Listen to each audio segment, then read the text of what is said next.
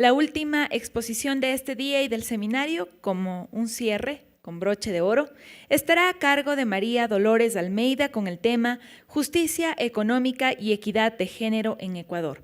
María Dolores Almeida es economista por la Universidad Nacional de Tucumán, Argentina, máster en Economía con mención en Descentralización y Desarrollo Local y un diplomado en Presupuesto Sensible al Género en la Flaxo, sede México. Fue viceministra de Finanzas y actualmente es subsecretaria de Inversión Pública en la Secretaría Nacional de Planificación y Desarrollo, SEMPLADES. Se ha desempeñado como consultora en finanzas públicas para CEPAL, PNUD, ONU Mujeres, BID y Banco Mundial. Bueno, buenas tardes con todas y con todos. En primer lugar, agradecer al Banco Central por la invitación y en segundo, hacer una aclaración. Fui ex subsecretaria de Inversión Pública y en este momento soy consultora de organismos internacionales, que estuvo un poco descuadrado en la presentación inicial. Bueno, en ese sentido, me han dado el reto de ser el cierre y voy a tratar de sintetizar y espero no repetir mucho de lo que ustedes ya vieron en el seminario del día de hoy.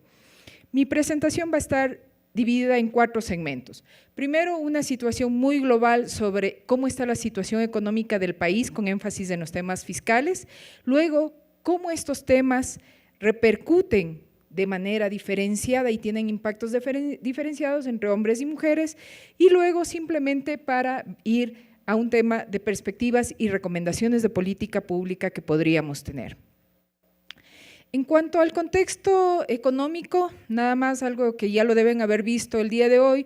Obviamente, en los últimos 10 años tuvimos un fuerte periodo también de bonanza en precios del petróleo. Esto obviamente trajo efectos positivos para la economía, pero a partir del año 2013 empezamos a tener justamente los efectos de la caída del barril y, como decíamos, la tormenta perfecta, vinieron un montón de problemas, incluyendo el terremoto, lo cual nos llevó a que el crecimiento económico también caiga. A nivel de las cuentas fiscales, se ha hecho un fuerte avance hacia no depender tanto de estos ingresos petroleros y hacia mejorar la recaudación de los ingresos propios vinculados a los temas tributarios. Y estos han tendido a ser mucho más progresivos en el tiempo, es decir, estamos cada vez tratando de depender menos de lo que serían impuestos indirectos, como son el IVA, y tender hacia impuestos que sean mucho más progresivos, vinculados a los ingresos de las personas y no al consumo, como es el impuesto a la renta. Y podemos ver que estamos como país haciendo el efecto para converger hacia este sentido. En cuanto a la evolución del gasto, parte de esta bonanza de ingresos que hemos tenido, lo vimos también repercutidos en un incremento de la infraestructura, en un incremento del gasto, sobre todo en infraestructura. Encontramos escuelas deterioradas, hospitales también sin equipamiento, etcétera, y hubo una fuerte inversión en justamente el gasto de capital. Es así como en el año 2013 tuvimos como gobierno central una inversión de alrededor del 12,1% del PIB. Y el gasto social se ha incrementado sustancialmente, pasando de casi 3% en el año 2007 a estar cercanos al 10%, a pesar, como les decía, que veíamos cómo tuvimos problemas a partir del año 2013, se ha tratado de mantener en este nivel de alrededor de 9, 9,5, 9,7 el gasto social. Pero una de las preguntas que nos hacemos es, bueno, toda esta bonanza hemos visto cómo ha beneficiado al país en general, pero no nos hemos detenido a pensar cómo esta bonanza ha beneficiado de manera diferenciada entre hombres y mujeres. Y esto viene desde ignorar cuál es el rol de las mujeres y de los hombres en la economía, en los flujos financieros y en la provisión de bienes y recursos. Esto seguramente ya lo vieron hoy. Gente mucho más experta que yo habló del tema de macroeconomía y género, pero yo quiero ponerle cifras, ¿sí? Y vamos a empezar a ver también cómo esto influencia con temas que uno diría no tienen nada que ver con el género o la tributación. Y por ejemplo, la tributación tiene amplios impactos sobre las diferencias de género. ¿Y por qué? Porque resulta que esa tributación proviene de gravar a hombres y a mujeres, ¿sí?, como consumidores, como productores, como trabajadores. Y es esto lo que nos va a implicar también cuán fácil es o no el acceso a mercados laborales, pero también estos sesgos de género. En nuestra legislación no hay sesgos explícitos, es decir, redactados en la ley, pero los sesgos implícitos vienen por el lado de esas externalidades negativas que llamamos en economía. Y esas externalidades vienen, uno, por el consumo diferencial. Si bien hombres y mujeres tenemos necesidades similares, los porcentajes que destinamos de nuestro gasto para el consumo de determinados bienes y servicios son diferentes. Nuestra propensión marginal al consumo, y perdón que hable como vil economista, es diferente. Las mujeres somos mucho más inelásticas cuando, por ejemplo, nos aumentan los precios relativos por incremento de impuestos, a poder sustituir, porque destinamos más hacia lo que se llamaría economía del cuidado, salud, educación, vinculado con la familia. Entonces, cuando nos suben los impuestos y esto cambia en los precios relativos, terminamos ajustando en qué variable se llama trabajo no remunerado. Es decir, para no bajar ese consumo que necesita nuestra familia, terminamos ajustándonos en las horas que dedicamos en el trabajo no remunerado. En este sentido, también es importante recalcar que, por ejemplo, cosas tan banales como el costo de cumplimiento tributario, es decir, cómo para una mujer rural le implica salir de su casa, dejar a su familia o ir con sus hijos a una administración del SRI en la provincia, muchas veces determina si ella va a entrar o no en el sector formal de la economía. Es impresionante cómo este tipo de efectos no se los están tomando en cuenta y cosas tan sencillas como acercar los servicios de rentas, las oficinas del servicio de rentas internas a las poblaciones pueden contribuir a la autonomía económica de las mujeres. Y nada más rápidamente voy a pasar por algunos de los impuestos en donde podemos ver dónde están esos sesgos implícitos de género. Impuesto a la renta a personas naturales, no voy a entrar, todos aquí lo conocemos, el SRI nos hace un seguimiento bastante cercano a nuestros ingresos y últimamente hubo una fuerte discusión sobre las deducciones vinculado al número de hijos, vinculado a qué nos están deduciendo y resulta que, por ejemplo, deducciones como en gastos de salud, de educación, ¿sí?, nos benefician. ¿Por qué? Porque obviamente beneficia a ese consumo diferenciado de las mujeres hacia la economía del cuidado. Entonces, en ese sentido, esas deducciones son positivas, ¿sí? Pero, sin embargo, sí encontramos algo un poco diferenciado, que cuando hay uno de los perceptores de ingresos de la familia, puede ser hombre o mujer, no trabaja, el gasto de la deducción pasa a ser parte de la deducción general. Sin embargo, no voy a entrar aquí en el tema de carga tributaria, pero hay ejercicios en donde se muestra que en el caso de que sea la mujer ese cónyuge dependiente que antes uno lograba deducir los gastos y entra a trabajar, generalmente entra a trabajar con un nivel remunerativo muy bajo y no entra en la fracción mínima con la que tienes que tributar, pierdes ese gasto deducible. Y por ende la carga tributaria relativa de la unidad familiar se incrementa. Entonces, cosas tan sencillas como esas, muchas veces uno cuando es tomador de decisiones de política pública no lo toma en cuenta, cree que es solamente con un enfoque. Pero uno dice, bueno, estamos avanzando en progresividad, porque es de eso lo que se está avanzando, pero uno, como diría en buen quiteño, lo que hacemos con la mano borramos con el codo. Cuando vemos cuán regresivo o no es el gasto tributario, nos damos cuenta que ese gasto tributario está beneficiando a los quintiles más ricos de la población, ¿sí? Y es así, estos son datos del SRI que lo anexan en la proforma presupuestaria, que te dicen que el 30% de las personas naturales, las de mayores ingresos, se benefician con el 99.8% del monto total del gasto tributario, es decir, de ese ingreso que deja de percibir el Estado por dar estas exenciones, en contraste con el 70% de la población de menos ingresos que se benefician apenas con el 0,2%.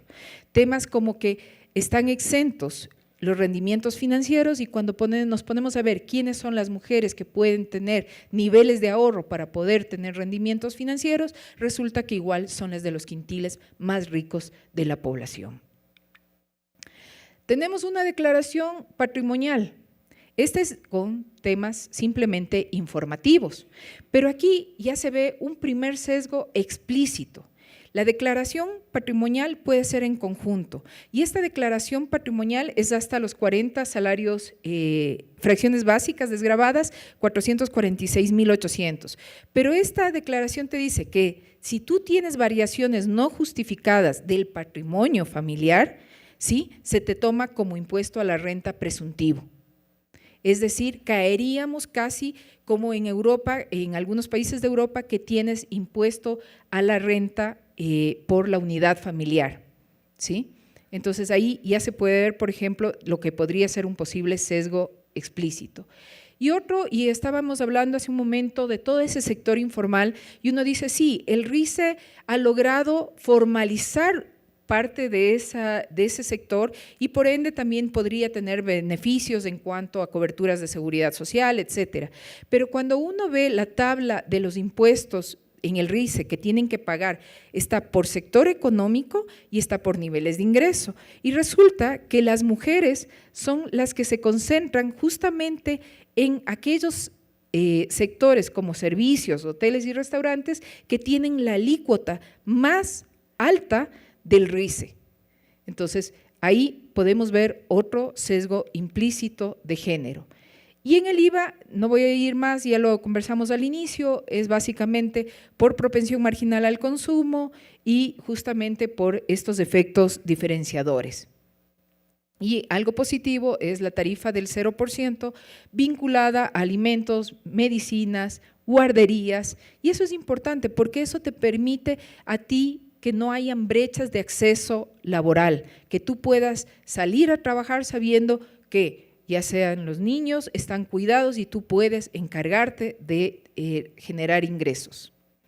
Por el lado del gasto, esta nada más me di el gusto de buscar en todos los proyectos de inversión desde el año 2007 hasta el año 2016, aquellos que podían estar etiquetados como gastos vinculados a género. Y ustedes me van a decir, ¿y por qué hay esa variación tan terrible? Se llama ley de maternidad gratuita. Se eliminó la ley de maternidad gratuita y es ahí cuando tú tienes el salto del 2010 al 2011 y ya luego simplemente algunos cuantos proyectos de inversión pública. El país ha avanzado en los clasificadores orientadores del gasto en políticas de igualdad, entre los cuales está el de género. Aquí podemos ver que en el año 2014 al 2016, más o menos el 2016 tuvimos 520 millones de dólares que se registró. Ojo, aquí también hay problemas con el tema de que dependemos de los funcionarios de las direcciones administrativas financieras para que registren correctamente esto, y muchas veces es más fácil no registrar o registrar un rubro y con eso dar por cumplido a ponerte a pensar realmente si este gasto está aportando a cuál política de igualdad. Y uno diría, bueno, es 520 millones, ¿y en qué se ha destinado? Y cuando uno se pone a ver esos 520 millones, resulta que estaban destinados al bono de desarrollo humano. Y muchas veces uno diría, aquí es un análisis, esto lo sacan como un gasto favorable al género porque lo entregas a las mujeres, con la condición de que lleven a sus niños a las escuelas y a los colegios. Pero resulta que a la vez esto te está profundizando esos roles tradicionales de economía del cuidado de las mujeres, en donde es la mujer la que tiene que encargarse del cuidado de los niños. Finalmente, ver ya a nivel de rubros globales, como decíamos, aquí traté de, yo sé que es full números y mil disculpas, me encantan los números. En las barras azules van a ver el crecimiento económico, la variación del crecimiento económico. En la amarilla está el gasto social, porque quise ver qué correlación había entre crecimiento, gasto social y reducción de pobreza, y van a ver la reducción de pobreza en mujeres, y en gris está la brecha de cuánto cambió entre hombres y mujeres. Entonces, lo que podemos ver, sí, la bonanza nos trajo reducción de pobreza, es así y es cierto. Y también se ha reducido la pobreza, la incidencia de pobreza femenina en 1,2 estamos en 23,4, pero la brecha aún así entre hombre y mujer en reducción de pobreza es de 1,2 puntos porcentuales. En cuanto al tema de ruralidad, y esto nada más les quería pasar bien rápidamente, porque uno dice, perfecto, hemos reducido la pobreza, pero resulta que cuando uno entra esto a bajarlo a nivel ya de urbano, rural, se da cuenta que aún las brechas son peores. Y peor es la brecha entre ser una mujer urbana y una mujer rural. Esos 30 puntos casi de diferencia son entre ser una mujer urbana y una mujer rural en incidencia de pobreza. En cuanto a desigualdad medida por coeficiente de Gini, no encontré mayores diferencias. La desigualdad se ha reducido de manera similar entre hombres y mujeres. La escolaridad ha aumentado. Tampoco hay una brecha significativa en los años de escolaridad entre hombres y mujeres. Sin embargo, quédense con esta cifra de los 10 años y que no hay brecha. ¿Por qué? Porque luego cuando veamos ingreso laboral, vamos a ver si al tener casi iguales números de años de escolaridad, tenemos o no ingresos similares. El analfabetismo se ha reducido, no obstante, obviamente todavía hay mayor analfabetismo en las mujeres y sobre todo en las rurales. Quise hacer este estudio también vinculado al tema intercultural, porque ahí las peores características es ser mujer, rural y indígena, entonces ahí las brechas son aún mayores. Tasa de mortalidad materna, y aquí empecé a tener datos raros, o sea, por ejemplo, podemos ver que en tasa de mortalidad no es que hemos reducido la tasa de mortalidad materna, hemos aumentado. En el 2007 estábamos en 4,5 y en el año 2015 estamos en 5,2. Pero en cuanto a aportes a la seguridad social, hemos avanzado muchísimo. En estos días se está discutiendo mucho el tema del trabajo no remunerado que está aportando a la seguridad social. Les digo, eso es de los avances que a nivel de América Latina han sido reconocidos como un avance del país, en donde se reconoce ese derecho de las mujeres que están aportando a la economía con el trabajo no remunerado a que también luego tengan un nivel por lo menos de cobertura en su vejez, ¿sí? Y esto se puede ver en el tema de empleo adecuado. Entonces, aquí, más allá de las cifras, quiero que noten algo. Fíjense en cómo a partir del año 2013, lo que habíamos logrado en empleo adecuado con la crisis, este es el empleo adecuado de las mujeres, cómo baja y estamos en niveles inferiores que en el año 2007. Y si vemos por nivel de subempleo, a mí me encanta este gráfico porque tú puedes ver cómo ya desde el año 2012 empiezan a saltar alertas tempranas de cómo se incrementa el subempleo, ¿sí? Y nos dan una idea de cuán sensibles son los avances que hemos logrado a justamente los efectos del tema macroeconómico, ¿sí? El desempleo igual, ¿sí? Y se acuerdan de lo que les decía, tenemos casi iguales años de escolaridad. Sin embargo, las mujeres ganamos 21,4% menos que los hombres. Esta brecha salarial, si bien ha tendido a disminuir en el tiempo, todavía es significativa.